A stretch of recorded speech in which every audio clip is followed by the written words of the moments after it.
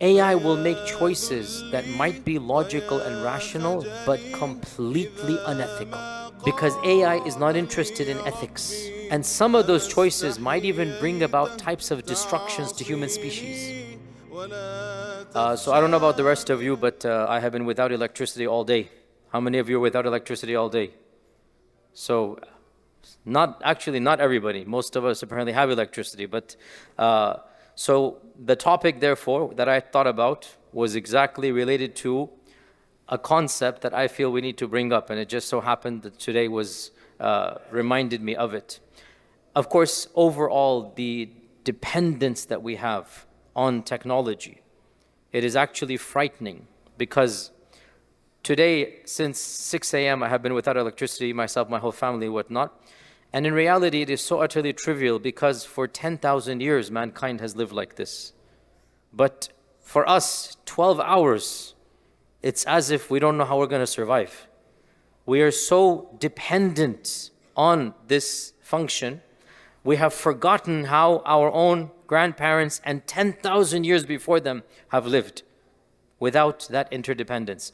So today I wanted to bring up a new technology that is already integrating into our lives, and we are becoming frighteningly dependent on this new technology.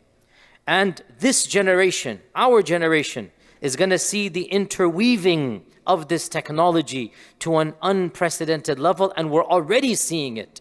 And it is very important. Every one of us, even those that don't believe in a higher power, they must be talking about this, because it is truly frightening. And I'm talking about artificial intelligence, AI. I'm talking about artificial intelligence. Now, what exactly is artificial intelligence and the pros and cons? That's a whole long topic. But to summarize in a nutshell, artificial intelligence is a relatively new field. It only dates back to almost 2 decades or a decade and a half, and it's only gained traction in the last few years in particular. And what artificial intelligence is us human beings programming processors to essentially think like us. So imagine, in realistically 5-10 years, your child or even you having a partner that you can have conversations with, ask information of, find detailed analyses of your particular niche field, and that partner is imaginary. Imagine engaging in deep philosophical conversation, and this partner that you're having a talk with will be able to research as you are saying something and be able to amass thousands of books instantaneously. And as you ask a question about a totally new field, this partner of yours becomes a global expert. And this is what artificial intelligence is. It's the mechanism, the potentiality to almost, not actually create, because only Allah is al-Khaliq, but to program a system whose results even we cannot predict. This is what is frightening. Up until now, we knew exactly what the output would be. Up until now, computers and programming was basically doing a lot of computation super fast. We know exactly what the output's going to be. We could have done it ourselves, except that the computer does it much faster than us, right? What's happening now is that we are allowing a program to program itself and learn as it continues. And this is uncharted territory. Now, already we are seeing the impact of this. Now, by the way, there's 2 types of AI. You have AI which is very specific or niche oriented, and this is fairly common already. So, for example, we already have the technology, which is a very frightening human technology, to be able to translate a verbal speech into any other language. AI can already do this, right? Google can already do this. You can speak into an app in your conversational English, Urdu, Swahili, in your particular dialect, in your particular region.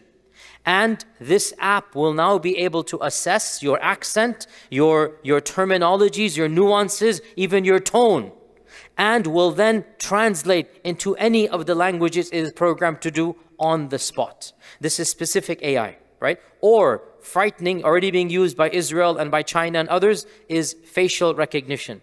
And again, this is something we think is basic, it's not. Imagine walking down the street of anywhere in the world and the camera catches half of your face by an angle, and it's blurry picture. Now AI has already reached a level where it can recognize exactly who you are, and if the governments have the databases, China does and Israel does. And Allahu Alam, our own country most likely does, but they're not saying this. And you know, every time you go to the airport, this is exactly what they do, right? So to able to capture your image, you will be trackable wherever you are. Wherever you go, just one image anywhere, and AI will be able to recognize out of billions of people instantaneously. They'll be able to recognize exactly where you are. We're already using this in medicine. Doctors here can tell us what AI is doing. Amazing technological advances where your sonogram or your MRI or whatever your diagnosis might be, that the computer will tap into millions of different data points and be able to analyze far better than any doctor can. It might be possible soon we won't need medical doctors. Guys, don't be scared, because when that happens, you guys will be in charge of it anyway. So jobs will be there, don't worry. But realistically, you will be better off getting analyzed by an AI doctor than by a real doctor, because the AI doctor will have a database that is infinitely larger than any human being. And the AI doctor will have a one-stop specialty. Right now, if you want to have one specialist, then another, you have to keep on booking 5 different appointments, go through your this and that. Imagine one computer screen, one camera in front of you, one analysis, everything being done simultaneously. We are literally within a few years away from something like this. This is tangible, realistic, niche AI. The more frightening is general AI. And we're heading there now. ChatGPT-4 and others, we're heading there now. And general AI is basically a polymath, a super intellectual genius, a partner, an intellectual partner that you have no idea what is going to come from this. You are talking about all of the specialities of the world combined into one person, and you can converse with that person. Imagine something like this. That is where the world is heading, and the way things are happening is just a matter of time. Already, ChatGPT version 4 and others, they can do some amazing things that are already frightening. And I'm telling you, as a professor, as a lecturer, as a teacher, it's very frightening what is happening already. And this is just the beginnings of the realities. Now, there's a lot of positives, as with all technology. Today's not about the positives. Of the positives, by the way, we just told you medical developments are going to be groundbreaking. Of the biggest positives, we're already seeing this, is the driving, the self-driving cars, right? This is AI, self-driving cars. To be able to recognize anything on the road and then be able to maneuver and navigate.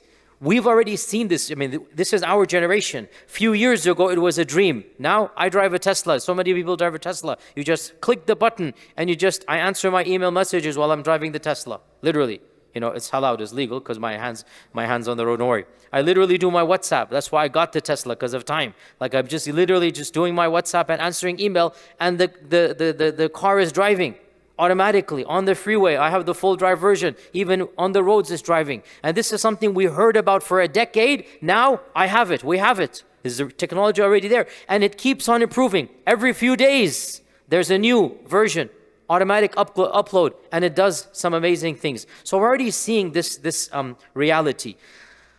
There are some challenges and ethical concerns, and we as Muslims need to be very cognizant of this, because our Sharia provides an answer for everything. We need to be at the forefront of some of the problems of these new technologies. So I wanted to just bring them up, and then in the end of the day, it's not my area and forte. Other people need to take up and help us in this regard. What are some of the problems that AI might bring about? Well, first and foremost, one of the most obvious problems is going to be AI will have to decide who lives and who dies in a rational manner and not an emotional manner.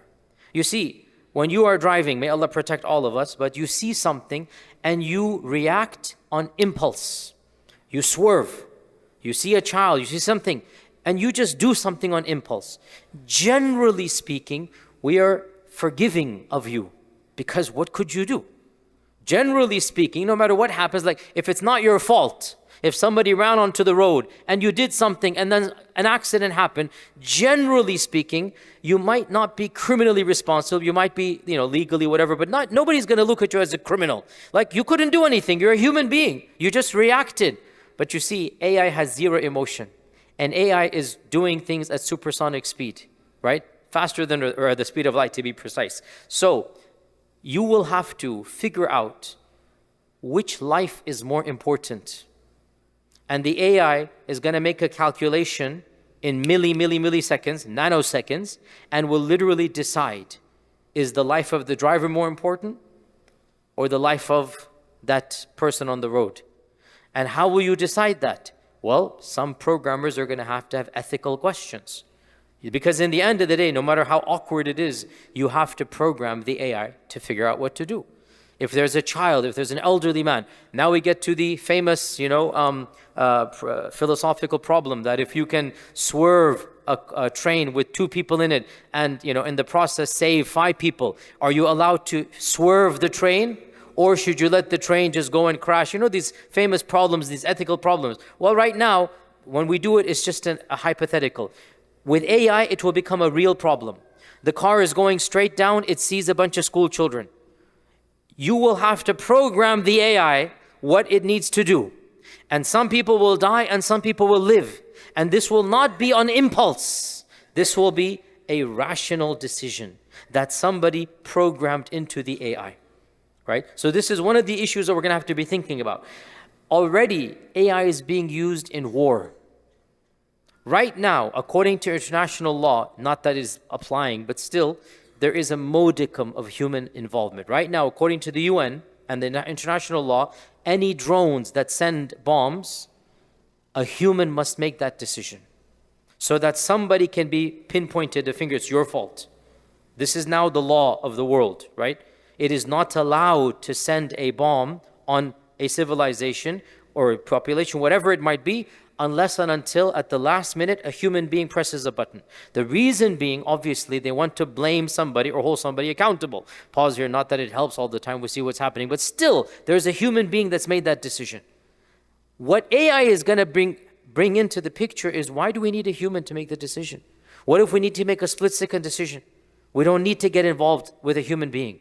So once again, we're going to get all of these complex problems that are literally solving life and death issues based upon artificial intelligence. Another problem that we get of AI is, and it's already happening to a small level, we're going to see this times 100 within a year or two. And that is AI, and this is frightening, and we see this now, figures out who you are based upon your history.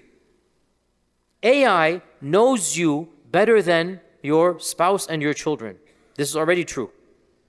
AI knows what types of videos you like, what types of music, what types of clips, what types of intellectual talks, what type of astaghfirullah, fahisha and haram, everything. AI has a profile. And because AI wants you to look at the computer screen, well, because the social media apps want you to look at the computer screen because they want money, AI will then show you what it knows will attract your attention. And what this allows AI to do is to brainwash you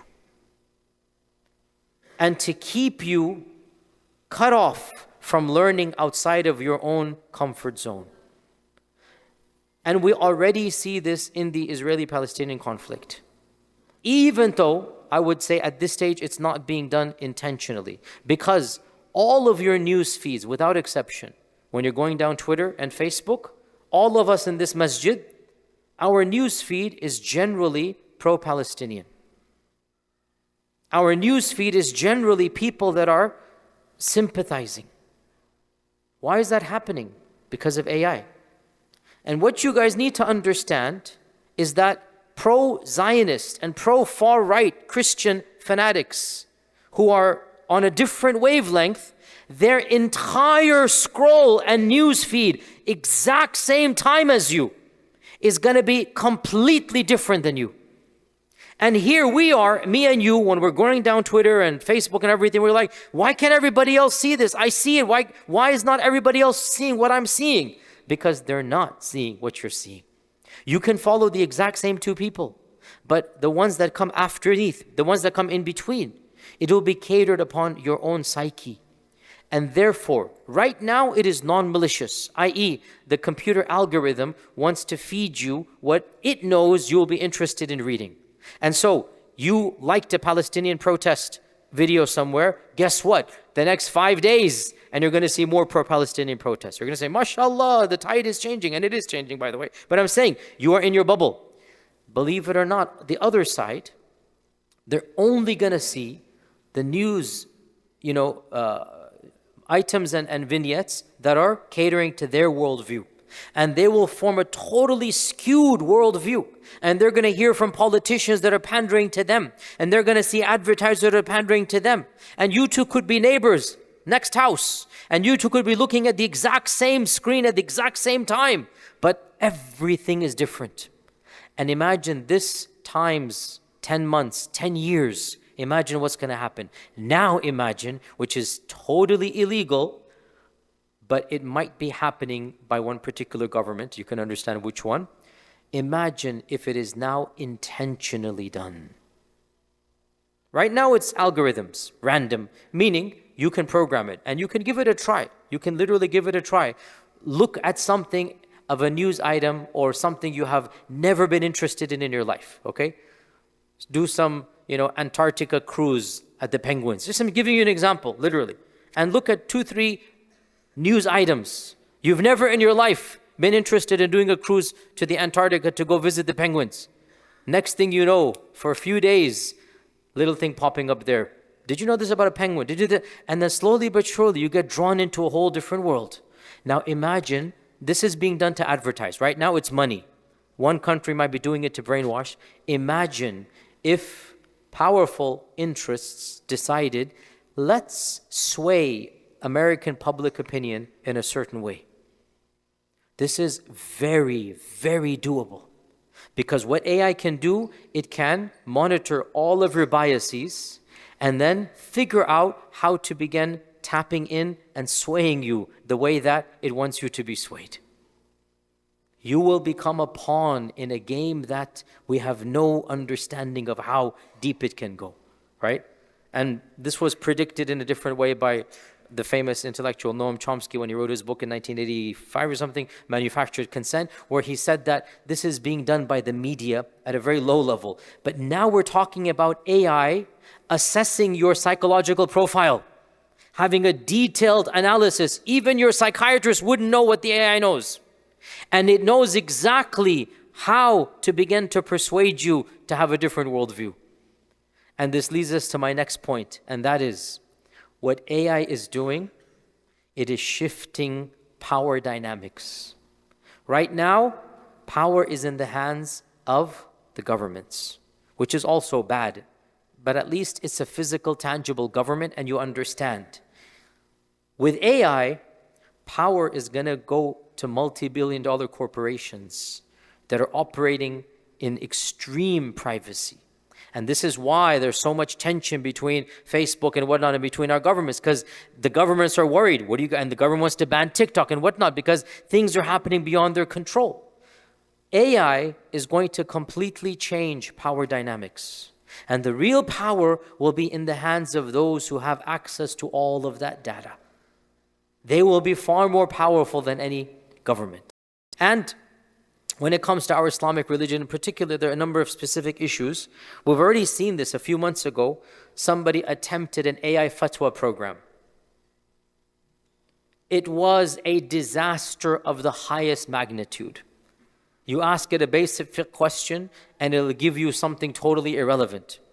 And so the guy himself had to apologize and say it was just a prototype. But here's the point. What does a prototype mean? It's only a matter of time before you don't need me anymore. Yasir Qadhi becomes superfluous. Okay, you will have Mufti Chat GPT, Mufti Saab, Mufti GPT. And I'm not even joking. This is where this is heading now, right? This is where this is heading, where you will ask your fatwa, your question, and you'll be able to input. I want the Hanafi response. I want this response, that response. And AI will be able to, and here's the scary point, 99% of the time probably, be accurate in giving you a response. The problem comes that one time it'll be wrong, it'll be majorly wrong. But we're heading there. We're heading there, and it's very soon. I have a friend, cannot say too much more about the project.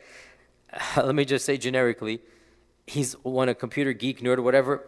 He's using AI for hadith isnads and an analysis of hadith. And I've seen aspects of this, and it is super exciting and super scary all at once. Where you just put in the hadith and it's going to automatically look at all the books in the database and draw an entire chart for you and then give you its own verdict. You don't need Ibn Hajar or Albani, and you don't need it all, right? Chat GPT will tell you the isnad. And it'll tell you whether it's authentic or not based upon all of these criterion. We are already there. This is not in one generation. This is within a year or two. This is right now we are seeing this. So the whole globe is changing in this regard. And people who want to find problems with Islam, they're using AI for the wrong stuff as well when it comes to Islam.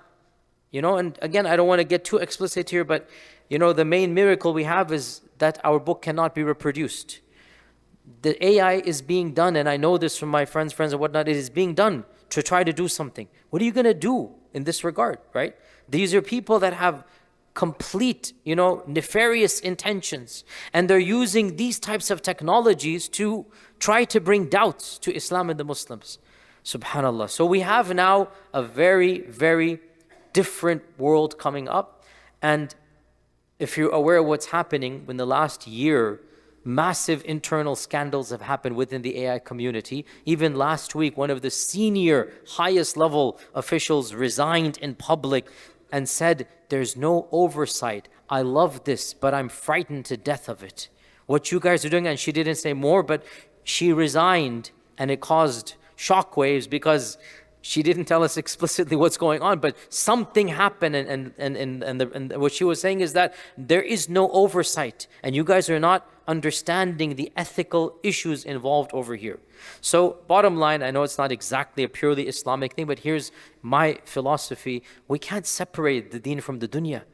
Muslims have to be aware of this. It's going to impact us, and it is impacting us. If we can't live 12 hours without electricity, in a few years, AI will be integrated into our phones.